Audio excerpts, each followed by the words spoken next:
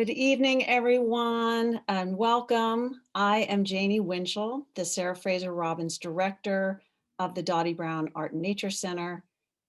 And I am welcoming you tonight to Lessons Learned from a Pandemic, Coronavirus and Climate Policy with Dr. Heather Goldstone, very grateful to the Lowell Institute for making this event possible. I'm a member of the team here working on a new climate and environment initiative at PEM that will feature ongoing programming such as tonight's lecture and a series of upcoming exhibitions, starting with a dramatic installation by painter and environmental activist Alexis Rockman. His exhibition Shipwrecks will be opening at PEM on Saturday, March 6th. Before I introduce Dr. Goldstone, I have the privilege of welcoming multi-practice artist Wes Sam Bruce, who's going to be joining us for a moment of grounding and connection to get us started. Wes's show, Where the Questions Live, an exploration of humans in nature, just reopened in our Art and Nature Center with new COVID safety measures in place. We hope you will all visit this special site-specific installation at PEM, which is now open on weekends and holiday Mondays through 2021. And now, Wes, look forward to you joining us on screen. Thank you, Jane. Appreciate it. So this is a poem, just to give you a little context, that was written for this evening's event with Heather's conversation with her view of the ocean from the bottom of Cape Cod. There's a lovely patch of water just right off Woods Hole that I'm sure she knows intimately, and I've had the pleasure of being down there a handful of times, not to visit Heather, but just knowing that same patch of water and then having a little insight into what's going to go on tonight. This poem is written with that in mind. So wherever you are in the world, I invite you to sit still, to sit up straight, to open your shoulders slightly, to be comfortable, to open yourself to good words and good language, not only that's going to come through what's coming through your screen right now, but the language of the wider world, all these sounds that are happening everywhere around you, the voices of countless creatures, all happening simultaneously. Okay, so here's a poem for us. Speak to me out loud from your heart like you mean it, like blood would pour from you, bright red if you'd seen it. Speak to me softly in the language of the sea, with ancient blue words that are buoyant and free. Waves like voices, voices like whale song like myths, myths like gifts, gifts like stone quarries like life stories like coarse sand like lungs about to expand, lungs full of spirit, full of breath, full of change, and full of depth. Again and again and again, we rise and fall. We rise and fall. Like a wave in the distance, we're part of the whole. Like a breath in the chest, like a bird to the nest, like your tired soul pausing to rest. All of our similes and metaphors pour and spill like rivers and rills. They're rapid and swift, they swell and they mix, they float free and drift, they collide and they kiss.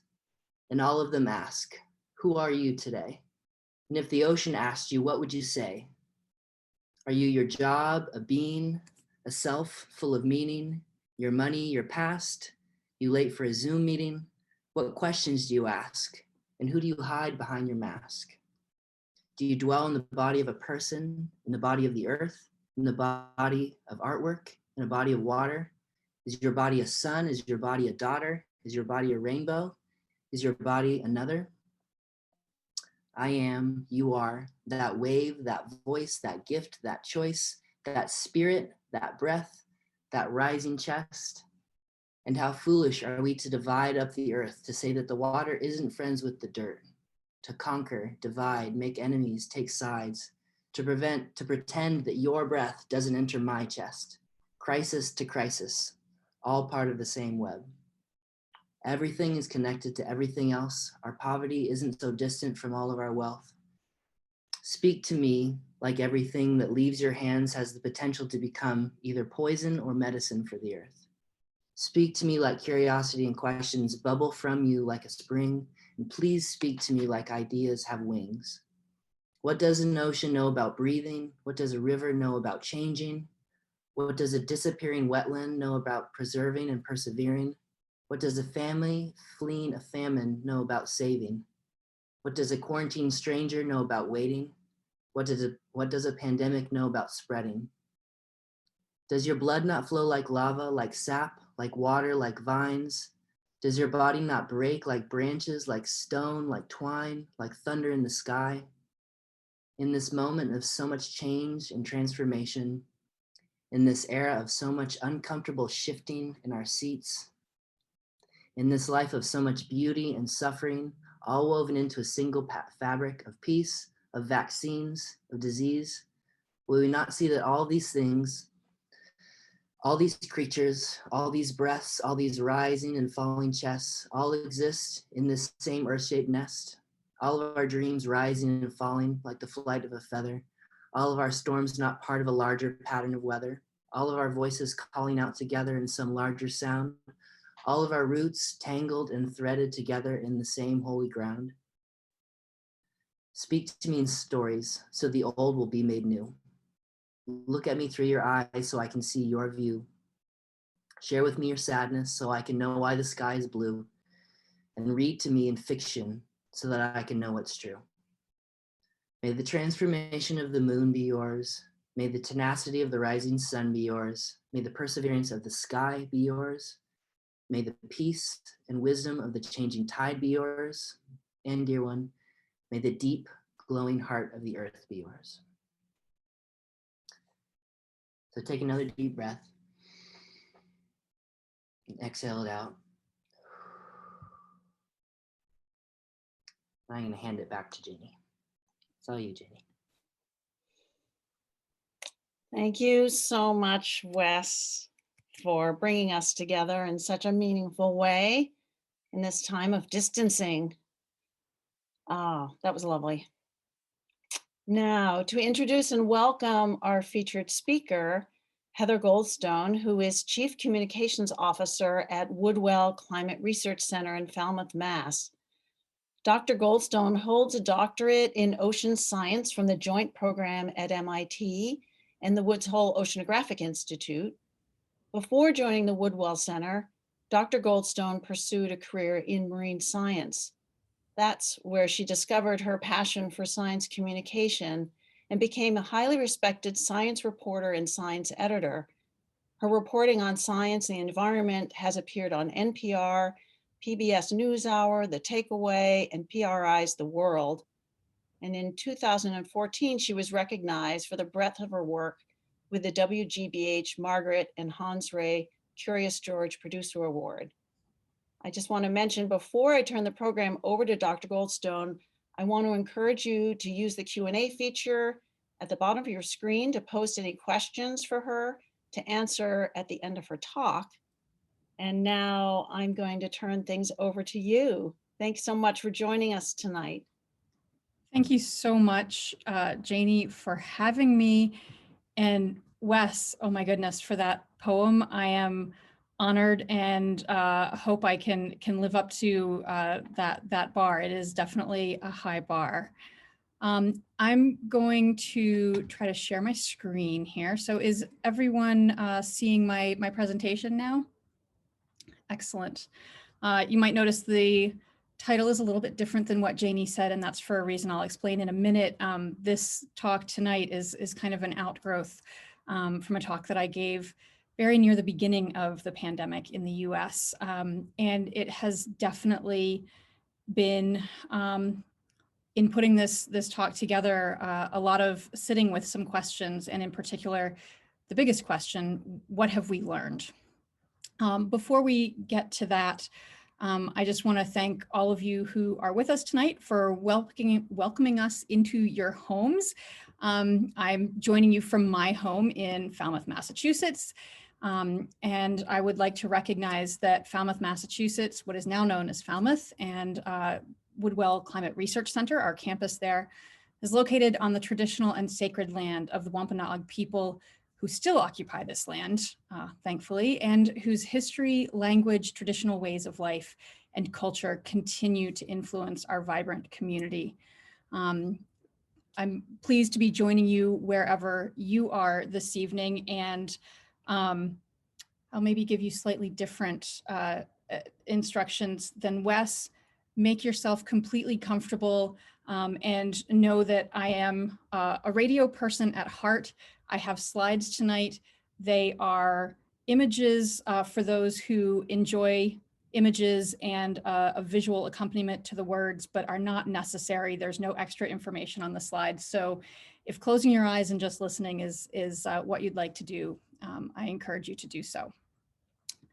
So as I mentioned, my talk tonight grew out of, and the invitation, as I understand it, from Janie and the team at PEM came as a result of a talk that I gave back, I believe it was April 1st, very early April, when this whole COVID situation was very new to us. And at that point, we were asking, what are the parallels? Because climate scientists were certainly seeing a lot of parallels. And obviously 10, 11 months later, that has shifted a little bit. I also do want to point out, I would be remiss in my duties if I did not, that you'll see a little tree logo and the name Woods Hole Research Center at the bottom of this slide. Our organization has undergone a pretty dramatic transformation in the midst of all of this other change this year. And in August, we actually adopted a whole new identity as Woodwell Climate Research Center, honoring our founder, who you can see in the middle picture there, cutting the ribbon, with our current president and CEO, Phil Duffy, on the right, and our board chair, Joe Mueller, on the left. And I don't know if you're with us tonight, Joe, but PEM is right in Joe's neighborhood. So we went through this huge change, but our mission as an organization has remained constant, and that is really to provide the best possible science to inform and to drive policy and action to address the climate crisis. And so as we've been watching and experiencing this pandemic, we've all been asking ourselves, are there things we can learn from this?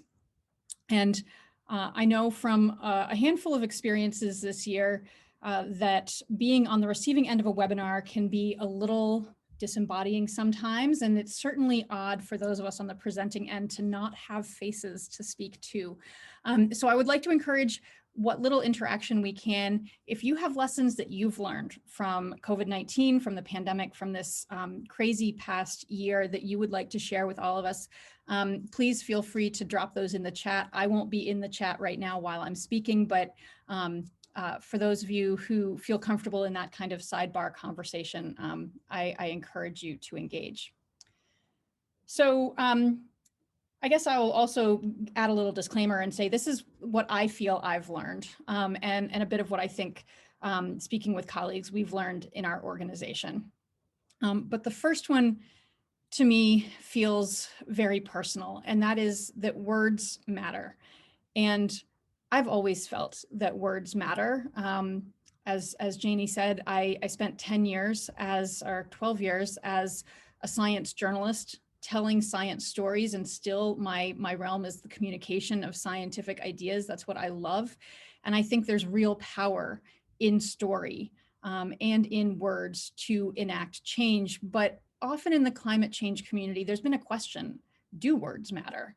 Do the commitments of the Paris Agreement, do the commitments of businesses really mean that much until we've actually seen action? And I think this year we all had to face the fact that words themselves have consequences. And I'll quote President Joe Biden from January 6th, "At their best, the words of a president can inspire. At their worst, they can incite." And I think we've definitely seen highs and lows in what words can do for us this year. And it's not only presidents, right? In terms of the pandemic, I was thinking about who are the voices that many of us have turned to, the trusted voices for advice and for guidance. And of course, Dr. Anthony Fauci on the right there, but also Dr. Bricks in the middle, and I know for myself and for many others in the early days of the pandemic, even if we weren't in New York, somehow the daily briefings of Governor Cuomo kept a lot of us tuning in and riveted just for the tone and the confidence that he was able to inspire. We've also, in a rather different realm, through the many Black Lives Matter protests, heard quite clearly and seen quite clearly that words matter in this message. White silence is complicit, right? Words matter. And if we hadn't all learned that in the course of the past year, wow, on January 20th, did we ever get a taste of what words can do to inspire and to bring us together in the work of Amanda Gorman and the artistry of Amanda Gorman. Truly, truly amazing. So what does this tell us about climate change? Well, I think it's something that it would be great for the climate community to take to heart. And I think we are starting to see, and have started, I shouldn't say it was this year, shouldn't imply that, we have started to see in recent years messengers for climate change that can similarly inspire. And you might recognize Greta Thunberg in the bottom left of your screen there. This is actually a screenshot from a recent event.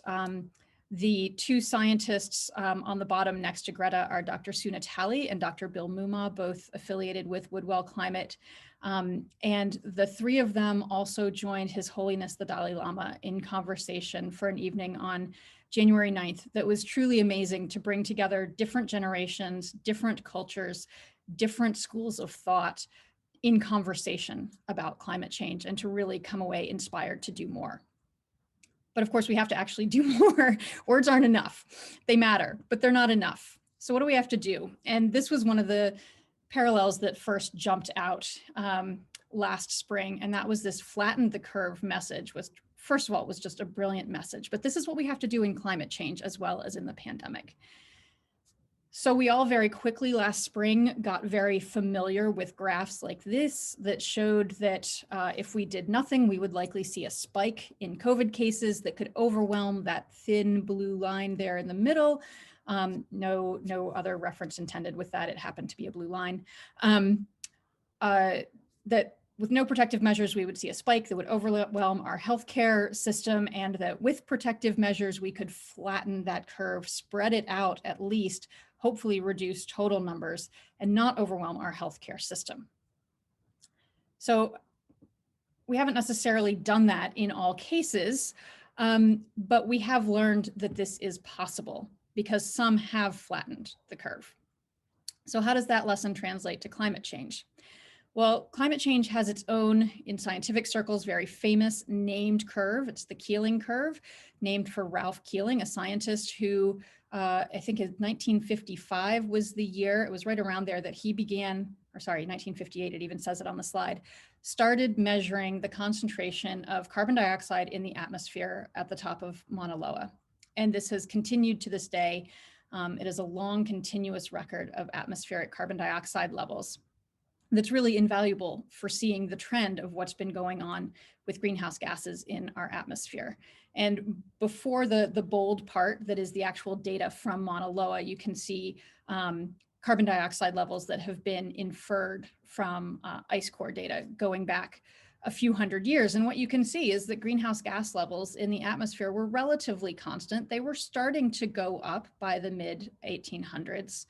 But then we see this really sharp uptick in that curve. It starts to look like the beginning of those no protective measures COVID curves, right? And where we are right now is at 415 parts per million carbon dioxide. Well, what does that mean? What does that relate to? Well, we can draw one of those thin lines through here at the overwhelm point, you might say. And you might remember that years ago now, scientists said, you know, we think 350 parts per million is where we really start to hit trouble. That's, of course, the origin of the name 350.org for the environmental organization. And we are well past 350. So we need to flatten the curve. And the next question, some might say, is, well, didn't we do that this year with COVID and all of our shutdowns? So I want to zoom in here, and this is now just a little over a year of data, and you see these ups and downs. which, Wes, you asked, what does an ocean know about breathing? Certainly the ocean and our forests around the globe know a lot about breathing. They breathe in and out on an annual cycle with the seasons. As plants and trees wake up and bloom, they suck in carbon dioxide. As they die and go dormant, they breathe it back out. And so we see these ups and downs. But what you see right here at the very end is this little tiny dip. And that's what we did with all of the shutdowns around the globe for COVID. We caused a 7% decrease in global emissions for the year 2020 compared to 2019. That is unprecedented. It's huge. In fact, it's what the UN says we need to do every single year for the next decade to start hitting some of the milestones to avoid the most catastrophic climate change. But when you put it into the context of the whole atmosphere and how much carbon dioxide we've been putting into the atmosphere, it's kind of a drop in the bucket. So what do we do sitting with that lesson? Well, first and foremost, I have to say that our pandemic response, these shutdowns, are not in any way a blueprint for what we should be doing for climate action. That may sound like a crazy disclaimer, but in fact, there have been claims in the past year that that's what environmentalists are saying, is we need to do this forever. And that is not at all what anyone is saying. But I think we can learn something from this and from other aspects of the pandemic about what we do need to do. And the first is that we need to embrace science. We can't solve problems that we don't understand. And we saw that early in the pandemic, and we were chatting before we went live and talking about how crazy it was back in March and April, not really knowing what we were supposed to do to be safe. And of course, we don't have foolproof systems yet, but we've learned a lot about this virus on our screen, how it's transmitted, how it moves around, how we protect ourselves. And likewise, we need to understand the origins of global warming, of climate change, that is greenhouse gases in the atmosphere, carbon dioxide. And we need to understand how they get there, what they do once they're in the atmosphere, and what the ramifications of that are for natural systems and for human society, because we can't address those issues if we don't know what they are. The other thing that science and engineering can offer us is solutions once we understand the problem. So of course, in the COVID realm, we've seen this with N95 masks, with personal protective equipment, and the truly remarkable development of multiple vaccines in under a year. So Janie mentioned that I had a career in marine science, but I was actually also a molecular biologist in that life. I double majored in college, and I was doing molecular biology, things like genes and even at one point a little bit of viruses that happened to be in the ocean when I was doing that science. And I honestly didn't think that it was possible to have multiple vaccines, especially as effective as these are, in the course of under a year. It's been truly remarkable. And I think we can take from that a lesson of what we are capable of doing when we put our minds, our effort, and our resources behind that. Likewise, when it comes to climate change, we've already had minds and effort and some degree of resources thrown into developing strategies for combating climate change. So renewable energy technologies like solar and wind, for that matter, just basic energy efficiency of our businesses is huge. And the development of new materials, new insulation materials is major. Of course, in transportation, which is a huge source of emissions, the development of electric vehicles, electric buses, the design and implementation of public transportation. And then there's one that kind of stands out there for not looking as technological, but again, as a molecular biologist at some deep level, always strikes me as amazing, is things like Beyond Beef, meat substitutes that have a lower water footprint, a lower carbon footprint, and involve no animals in actually generating something that admittedly not everyone agrees with me, but I find essentially indistinguishable from a good old-fashioned hamburger. Science has also taught us a lot about what nature can do in the fight against climate change. This picture is by a fabulous photographer, Chris Linder, who frequently works with Woodwell Climate. And this is a picture from Brazil, where on one side you see Amazon forest, and on the other you see large-scale agriculture. And we've learned a lot about just how much carbon dioxide our forests can absorb. Right now, it's about 10 to 15% of human-caused emissions that are absorbed by forests. Pretty remarkable. Sorry, that's by the Amazon. Total, it's about a third, a quarter to a third of our emissions that are absorbed by forests. So truly a pretty remarkable ally. But we're also learning that those forests are threatened by further human development and by climate change itself. And so science is ongoing to better understand how we work with nature instead of against nature in the fight against climate change.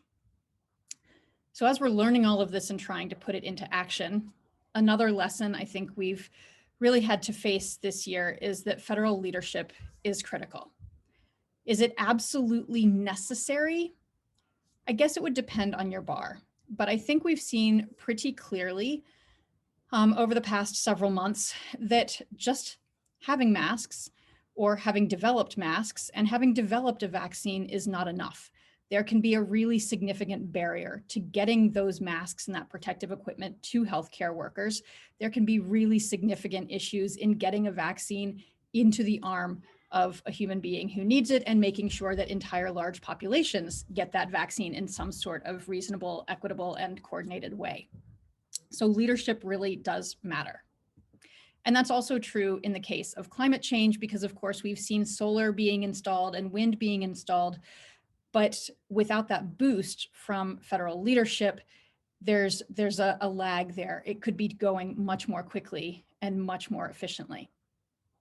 That said, sometimes you'll hear people say, well, you know, this is really a problem that's too big for an individual. It has to be handled by the government. And I would say that this problem is too big to rule out anything. We need all of the above, and individual action is necessary and worthwhile. Just as with COVID, when you protect yourself and protect your immediate associates, that means fewer people in the hospital, not overwhelming the healthcare system, allowing healthcare resources for those who really need it, and meaning that less attention needs to go to you and your situation. And similarly with climate change, when we address our own carbon footprints, that just leads the way for the higher level efforts to proceed that much more effectively. And there really is a lot that people can do. Obviously, by changing your carbon footprint, yes, when you look at the big graph, just like COVID, it's a drop in the bucket. But we can make significant changes. And when we all do that together, of course, is how we add it up to get what we need. So where do we make those personal changes? It's a question I always get. I'm not going to go into detail, but this is data from the EPA. Again, understanding the nature of the problem helps us figure out how to address it. On average, about 12% of our carbon footprint comes from buildings. So again, we're back to that efficiency piece, making sure that your home is efficient. Agriculture is a significant source of greenhouse gas emissions, and a lot of that is from animal agriculture. So reducing the amount of meat that we eat can be one way to dramatically reduce carbon footprint. Changing transportation habits, whether that means mass transit or more active transportation, biking, walking, what have you. Of course, using less electricity or trying to get your electricity from renewable sources. Industry, that last one I left for last, because there are some things that we really can't handle on our own, and we do need that coordinated effort. But there's another lesson that, similar to this, as I was thinking about what have we learned from COVID and pulling together those flatten the curve, those graphs, and this kind of data about our carbon footprints. And I feel like there's been a shift this year in our comfort as a society in looking at data and also seeing ourselves in that data. Understanding that data are, it's a plural word, and that what data is really made up of when we look at these graphs and these curves, whether it's COVID or carbon dioxide, what is beneath or behind those curves is people. It is individuals that all add up. And I would just like to call out here this particular image at the bottom left. And in general, my images, if they're not credited on screen, are Creative Commons images. This one is an image taken from a project called Faces of COVID, run by a close colleague of mine, Alex Goldstein, which is an effort to show and really give visibility to the individuals that make up these huge statistics that we hear every day in terms of lives lost to COVID. I think another thing that we've learned this year from COVID and other events in our world is that our current systems, I'm speaking United States here specifically, and particularly right now, perpetuate injustice. We see this, of course, in the killing of innocent, unarmed Black Americans by police. We see this in the center picture in the disproportionate impacts of COVID-19 on communities of color and otherwise vulnerable communities. And likewise in climate change, we see this with the ongoing issue of environmental injustice, the disproportionately heavier load that vulnerable communities, communities of color, immigrant communities, lower income communities bear when it comes to pollution of a whole host of types. But, and we're coming around to the more positive part here, these kinds of crises offer opportunities for positive change. We've seen this in the past, specifically with pandemics, but also with things like world wars. Out of these come revolutions in healthcare, technological revolutions, amazing advances prompted by these crises. And in the particular case of COVID and climate, there's a possibility for the recovery from one crisis to accelerate us on the path to dealing with the other. As we invest trillions of dollars in our economic recovery from the pandemic, there's an opportunity to make that investment specifically in the kinds of infrastructure and systems that we need to address climate change. I think we've also learned from COVID, or had driven home for us the message that it is never too late. It is never too late to start wearing a mask, to start protecting yourself and others from COVID. And likewise, it is never too late to start working on climate change. Yes, would it have been better for us to all collectively have started 10, 20, 40 years ago in earnest? Absolutely. But I always forget who I'm quoting when I say this, but the next best time is now. And so everything that we do now adds up to a better end result. And the final lesson that I have learned from this pandemic, and I will fully admit to you that I am, in this case, far better at talking the talk than walking the walk. I realized shortly before this event that I'd had one of those crazy COVID days where I have not set foot outside of my house. But still realizing that joy and beauty and nature are critical to well-being, especially, not despite, especially in the midst of a crisis. And I put this other picture by Chris Linder of the Amazon up here because it's one of my favorite pictures that we have at work. It just brings me a sense of peace every time I see it. But then putting this into my presentation, I realized that that's not actually where I've been finding the joy and the beauty and the connection to nature this year. I haven't been traveling. I've been right here at home. And so I reached out to someone I'm honored to call a friend, an amazing woman, Yuki Hanjo, here in Falmouth, who has an amazing high-powered career, and on the side when she goes for walks takes photographs like this one of an icy beach in winter. And it is right here in the beaches and the forests, the beauty of Woods Hole and Cape Cod that Wes grounded us in with his amazing poem, that I've been finding a lot of that joy in nature. But I have to say, I had, on a personal note, that importance of joy in the midst of crisis driven home for me and for my children last week when we had the experience of one of my children losing a pet on his brother's birthday, and navigating that balance of when do we laugh, when do we cry, and throughout it all, we connect with each other and we hug. And so to me, that was a reminder of the importance of joy in the midst of crisis. And so I would like to leave you, and believe it or not, I had this planned before I even knew that Wes was going to start us with a poem. with excerpts from two poems that I revisit. One that I revisit on a regular basis and have for a year or so, and one that I was just introduced to last week and now will revisit. And the first is Valerie Kaur's Breathe and Push, a speech that she made on Watch Night, I believe it was 2016, 2017. And in that, she asks a question. Again, Wes, where are the questions? What if this darkness is not the darkness of the tomb, but the darkness of the womb? And that for me, as soon as I heard Amanda Gorman's words, the two were paired in my mind. For there is always light, if only we're brave enough to see it, if only we're brave enough to be it. And with that, I would be honored to take your questions and engage in conversation with the time that we have remaining together this evening.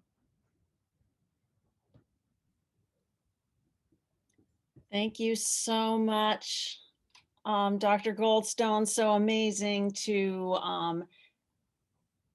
for you to pull together so many of the relatednesses of COVID and climate that as you're speaking them feel like, oh yes, that makes so much sense.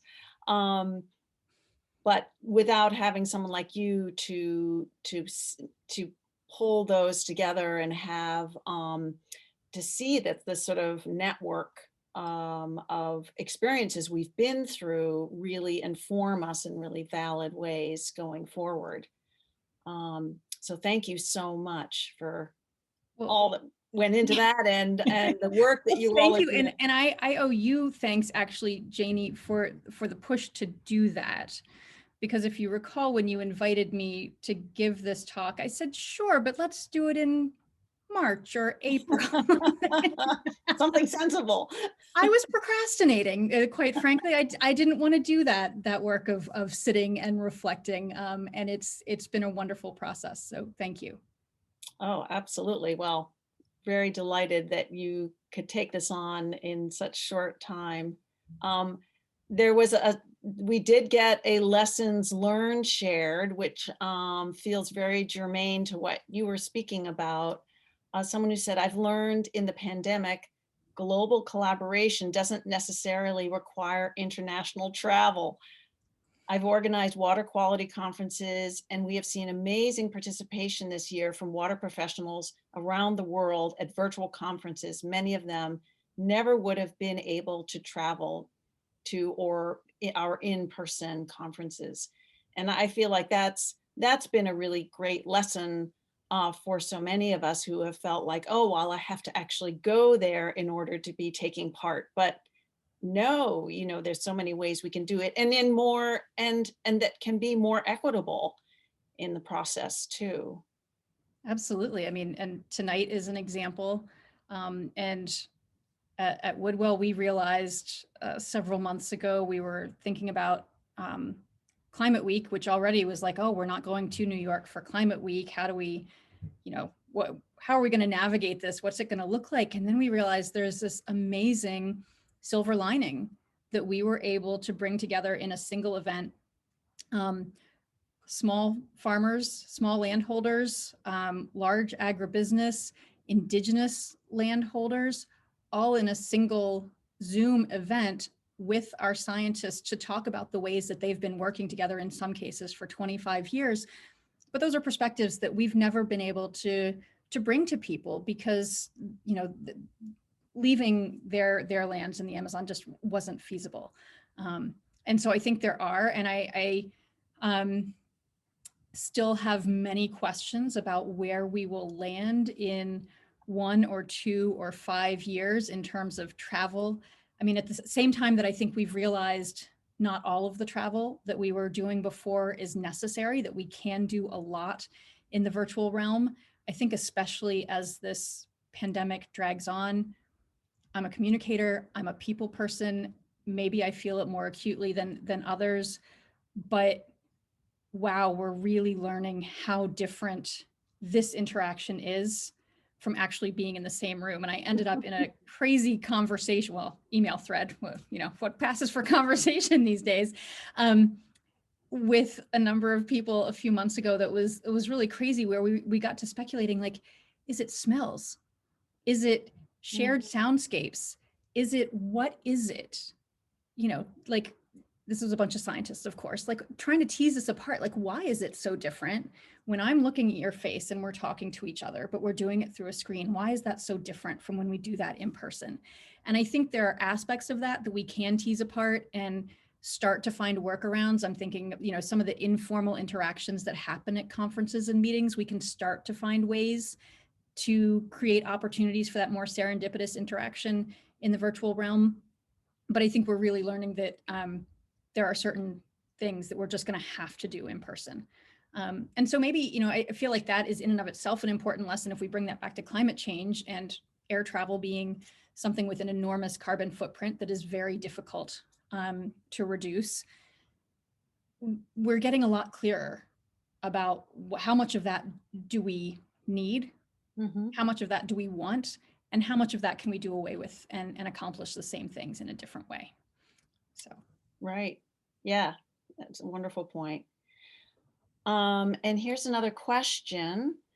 How can we support the Amazon if in farming the land so the forest can remain? Is there an organization we can support?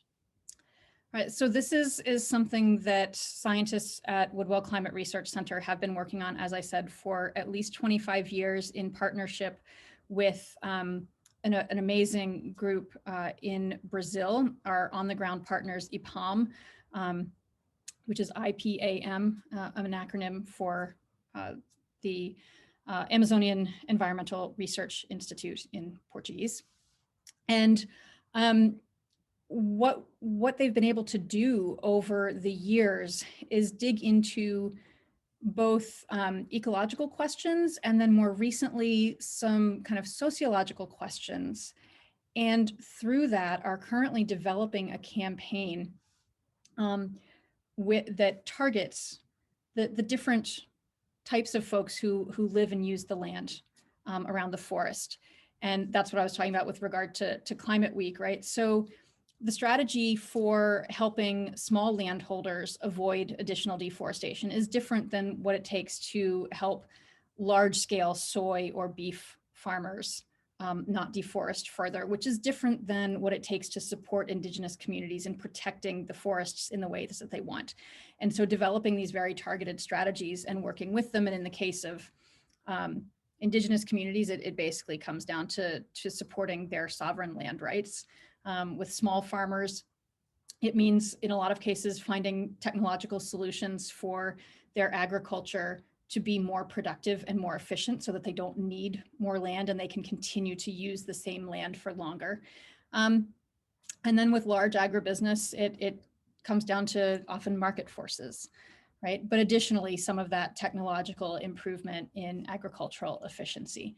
So yeah, that's something that we're very much involved in. And it's also something that, and I apologize that I cannot hand you the brands. It is a complicated thing. If you are motivated to dig into it and learn, figuring out where beef comes from internationally can be a challenge. But as I said, soy and beef are two of the major drivers of agricultural deforestation in the Amazon.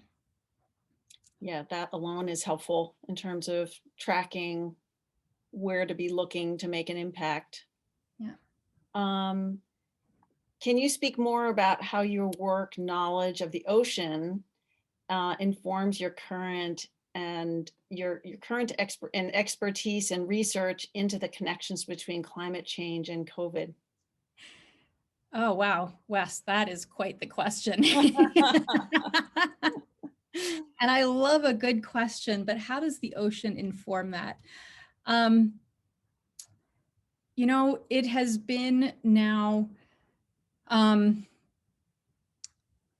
well over a decade since I was in the world of ocean research, and my connection to the ocean, at least in a firsthand way. I live in Woods Hole. I was a science journalist. My husband works at Woods Hole Oceanographic Institution. I'm still very close to it, but I'm not, you know, in there doing the research hands-on. And so my connection to the ocean has changed, and has evolved even from where it was when I was younger, because I would have to say that science and the ocean for me were connected almost from the get-go. I was 12 years old and did a summer camp on the Chesapeake Bay, and came back from that so disturbed by what I had learned about declining water quality and ecology in the bay that I decided I needed to become a marine biologist to save the oceans. And so those two have always been very intertwined for me. And I think it's been a process over the past decade of, if anything, separating those a little bit and developing a different relationship that for me now is much more about finding peace. So I would say, especially over the past year, I live within jogging distance of the beach, wouldn't typically walk there very much. And one thing that I've actually really missed is that my commute to work, when I used to drive to work, actually would take me along miles of the beaches in Falmouth. I would drive that route as kind of a meditation, and I have missed that. But I seek out the ocean when I start to realize that I'm feeling really off center. And so perhaps what it comes to is that the ocean is for me a place that I seek out when I need to ground and center and figure out where I am. Mm. I can definitely relate to that. That's a great way of putting it. There's a question here about the energy pie chart. What's in the residential/commercial section versus electricity? Is the first one heating and cooling? Yeah, so I would direct you to the EPA website for more data on exactly what they've included in those categories. But yes, heating, cooking, oil or gas might also be in there. So those are the major ones, but heating and cooling are kind of the two big ones. It also depends which chart treatment of the data you're looking at, how much of the electricity usage by those buildings goes into the buildings category versus the electricity generation kind of in that utility sector being separated out. And I'm honestly not sure in that particular chart how much they've separated those out. Okay, good to know. So here's a comment and a question. So in the early days of lockdown, I remember the clear sky and how loud the birds were. And I'm sure you've heard this, Heather, many times. Like the air and sky were healthier. But I've also wondered about the disposable masks, gloves, hand sanitizer bottles, takeout containers. Is there data around the increased waste in the oceans and landfills over the past year? That is a fabulous question, and I do not know. I'm going to go out on a limb and say I'm almost certain that there is data. I just can't regurgitate it for you. But I very much,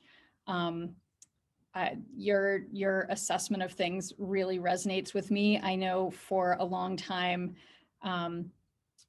having to go from having used reusable grocery bags for the longest time to suddenly either picking up or having groceries delivered in sometimes double and triple bagged for 3 items in plastic bags, and it just made me want to pull my hair out. So we have definitely made trade-offs, which hopefully are short-term trade-offs and not long-term setbacks. Because, quite frankly, this is not a situation that we were prepared for. And so hopefully the choices that we would make moving forward in a more intentional, prepared way would be different. Yes. It's been, it's created a stress for many of us, that this feeling of just the accumulation and yet not really seeing an alternative, a viable alternative in the particular situation that we're in. I was wondering if you wanted to speak at all to the sort of geoengineering realm of tackling climate change and your sense of that in the mix of options that we are, because it's increasingly coming into the conversation about climate change solutions. Yeah. And it's very much a conversation that we're having at Woodwell Climate, right now, literally earlier this week and again next week. And I think we certainly don't have any well-formed, hard and fast, plans or prescriptions there. And it's not an area of our expertise. But what I will say is I think we are at a point right now where just as we need both coordinated international and federal action and individual action, we're not really in a position to take options off the table. And we need to look at them with due rigorous scientific scrutiny. And that also goes for, kind of depends what you're calling geoengineering, right? That's a term that gets used in different ways, right? Is that technologies that pull carbon dioxide out of the atmosphere? Is that technologies that reflect sunlight back into space? Obviously, we don't want to cause any more harm through unintentional consequences, but I do think we need to be open to as many options as possible at this point. Yeah, and it brings to mind also just what you were talking about had such a visceral impact for me of when we look at, wow, it seemed like everything came to a screeching halt, and yet it only had a 7% reduction of CO2 generation. And so to me, that really gets across the magnitude of the level that we have to be operating at, and the creativity to be, getting to that point. Yeah, I mean, and like I said, I don't by any means see what we've gone through and done over the past year as a blueprint. I think we need to be thinking about transformation, not shutdown. Mm-hmm. And I'm also curious to see, as we learn more about what happened over the past year, like that 7% figure that I quoted, that's folks who have been tracking emissions in real time. I think the first publication came out around June or July, assessing what had happened the first half of the year based on China's shutdowns and the first couple of months of shutdowns here, and then more analyses. And so we have this one number, this gross number of a 7% decrease. But if you think about what we've done in terms of how our lives have changed, yes, we've shut down a lot of our activities, but we haven't necessarily shut down energy usage. Right. I'm still using, in fact, I may be using more. My household may be using more because it may not be as efficient for me to heat my house for a couple of us to be here as it would be for me to turn the heat way down during the day and for my husband and I to be at work in larger buildings, right? So we've shifted at the same time costs. And I think I've certainly seen more data about the shift in costs, that we've seen household costs for utilities, for food really increase. For that matter, like supply chain issues with toilet paper, right? That we had a market full of industrial toilet paper ready to go to businesses, and suddenly we needed all of that to be toilet paper in single rolls ready to go to homes. So I guess to me, there's still an interesting question that may have been addressed, and I just haven't seen it. But like, how much did we actually shut down in terms of the activities that create a carbon footprint, and how much did we just kind of shift into different ways of doing things? Right. Yes, that's a great point. And I think it gets the visualization of it gets at we're not talking about small changes, that whatever we're doing, we need to be thinking big. We need to be thinking of the collaborative, of the collective, at the scale of change, regardless of where that is happening. And let me see if do you see any other? I don't think I see any other questions. I will just say, in terms of envisioning what that kind of transformation might look like. Someone actually asked me this earlier today, and one of my favorite books that does this is Christiana Figueres, who was who led the UN climate negotiations for a time and was at the head of that in Paris in 2015. Mhm. Has since written a book called The Future We Choose. And she has 2 chapters right up front that just present these alternative visions. And one of them is a pretty, I would say dystopian, but I think really realistic, but a very disturbing vision for 2050 if we continue without measures to dramatically reduce greenhouse gases. And then one, to the name of the book, the Future We Choose, is choosing that radical transformation and really providing a vision of what life could look like at the other end of that. And I think we frequently think in these terms of like, what do I have to stop doing? What do I have to give up in Mm. order to make these reductions, as opposed to thinking about it in terms of what do I have to transform? And she does just a beautiful job of describing that transformation to a world with less air pollution, better health, more connected communities, more reliable local food chains, more cooperation within communities, just a really powerful vision of what that transformation could look like that's not just about what we give up. Right. And that seems like such an important message that doesn't get out there enough, is that this is not about giving up things, but gaining new perspectives, that all the new opportunities that come out of this moment. And that have been things that have come through, I think, for COVID as well, that people have realized that there were some things they wouldn't have learned otherwise about. It's true. I'm rolling my eyes thinking, I was trying to figure out if that was a lesson from COVID, and I don't feel like it's a lesson I've learned from COVID. But certainly, I mean, we were talking about the silver linings of things like greater connectedness through virtual events, as opposed to the need to be in the same physical location. But certainly,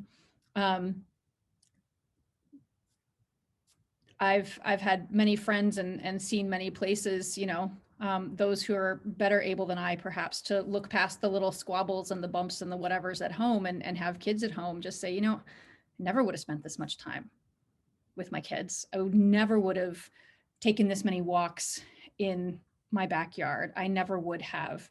And so have developed some of that kind of sense of connection and seen a silver lining in what's happened this past year. Wonderful. Well, thank you again for an amazing talk, and for things for us to be thinking about that are lessons that we can take from this time and be applying as we're going forward. And before we signed off, I just wanted to thank all of you for taking part in this on a Friday evening, where so many of us are spending so much time virtually. I know for me, it can be hard to look at another virtual experience. So really appreciate your joining us and joining in the conversation about this. And wanted to invite you to join us for the second of this series, which will be on Friday, February 26th at the same time, in this series of climate and COVID. And the theme of this one will be how we move forward together, coronavirus and inequality. And Dr. Dilshani Pereira, a doctoral fellow in climate and inequality at the Climate Museum in New York City, will be sharing what her research has been about on the lessons learned from the global pandemic as that relates to American inequality and the climate crisis. So with that, I'm going to thank Dr. Goldstone again for joining us, and for Wes for the amazing experience of the poem. And we will see you all again, I hope. Take care.